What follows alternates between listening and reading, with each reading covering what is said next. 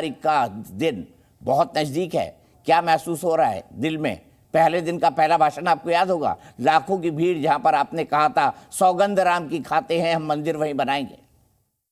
ये पहला विश्व का अभियान है जो पूरे 500 साल चला और अंत में सफलता की इस परिणति तक पहुंचा।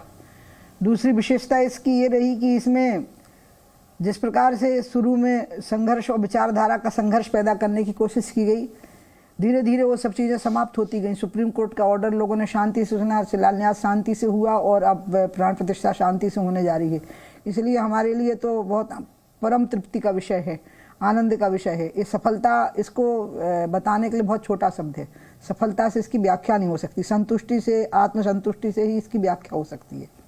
मुझे आप ये भी बताइए, क्या आपने कभी सोचा था कि आपके इस जन्म में आपको ये प्राण प्रतिष्ठा देखने को मिलेगी? आपके मन में क्या थॉट्स आते थे जब आपने इस पूरे संघर्ष को शुरू किया था, इस संघर्ष की अग्रणी बनी थी, अगर मैं ये कहूँगा तो गलत नहीं होगा?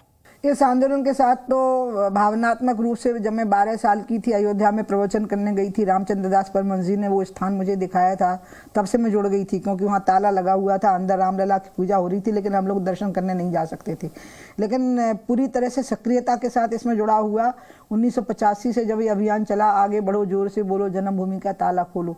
उसके बाद जब आडवाणी जी ने इस अभियान को, भारतीय जनता पार्टी ने पालम पर अधिवेशन में इसका समर्थन किया।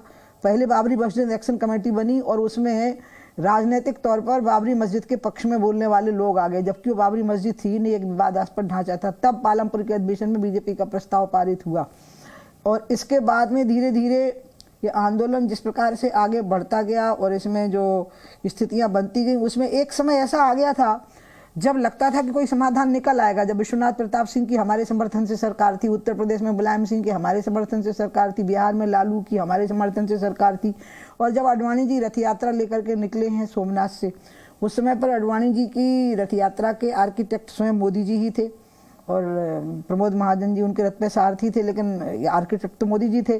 सोमनाथ से यात्रा चली, उस समय हमको लगता था कोई रास्ता निकल आएगा, क्योंकि आडवाणी जी एक बहुत अच्छा प्रस्ताव दे रहे थे कि एक नई टेक्नोलॉजी जर्मनी में है जिससे कि आप बिल्डिंग को, किसी भी स्ट्रक्चर को रिमूव करके दूसरी जगह रख सकते हैं। तो मुझे लगा कि बहुत वाजिब बात है और पूरे देश में इसको लेकर के एक बहस भी छिड़ गई थी बहुत जोर से, कार सेवा का एक ज्वार भी उत्पन्न हो गया था। तो मुझे लगता था सारी चीज़ें मिलकर के एक हो जाएंगी और रास्ता निकल आएगा। उल्टा हुआ, आडवाणी जी की रथ यात्रा रोक दी गई, मुलायम सिंह ने घोषणा कर दी कि अयोध्या में परिंदा भी पर नहीं मार पाएगा, लाखों कार सेवक इकट्ठे हो गए। उस समय फिर मेरे को जब लगने लगा था कि अब ये आंदोलन लंबा चलेगा, फिर जब ढांचा गिरा 6 दिसंबर को, मैं तो वहाँ 1 दिसंबर से ही थी, तो उस समय मुझे रामलला को जब मैंने बैठे देखा, तब भी मुझे लगा कि मंदिर बनने में बहुत समय लगेगा, क्योंकि रामलला को कोई हटा नहीं पाएगा और मंदिर बनाने की स्थितियाँ बनाने के लिए कोर्ट के ऑर्डर तक जाना और कोर्ट का ऑर्डर लोग मान लें, ऐसी स्थितियाँ देश में बना लेना, ये सब बातों को बनाने के लिए कितना समय लगेगा, ये एक कठिन बात थी। इसलिए आपको सच बताऊं, मेरे को सबसे ज़्यादा कठिनाई कि कब होगा ये तब आई, मतलब मेरे मन में ये प्रश्न आया जब ढांचा गिर गया और रामलला बैठे हुए थे, तो मंदिर बनाना कठिन होगा, ये मुझे लगने लगा। मस्जिद तो यहाँ कभी बन ही नहीं सकती, क्योंकि मस्जिद वहाँ थी नहीं, वो ढांचा था बाबर, और बाबर कौन था? कोई मुसलमानों का कोई पूर्वज नहीं था, वो तो बाहर से आए हुए विदेशी हमलावर था, और ना वो मुसलमानों के धर्म का कोई स्थान था, वो कोई दरगाह शरीफ या मक्का मदीना जैसा कोई स्थान तो था नहीं।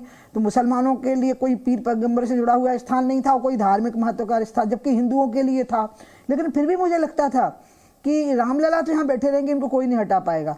मंदिर बनने के लिए ऐसा शानदार रास्ता निकलेगा, मैं क्या कहूँ, शानदार शब्द तो इसकी व्याख्या कर ही नहीं सकता है।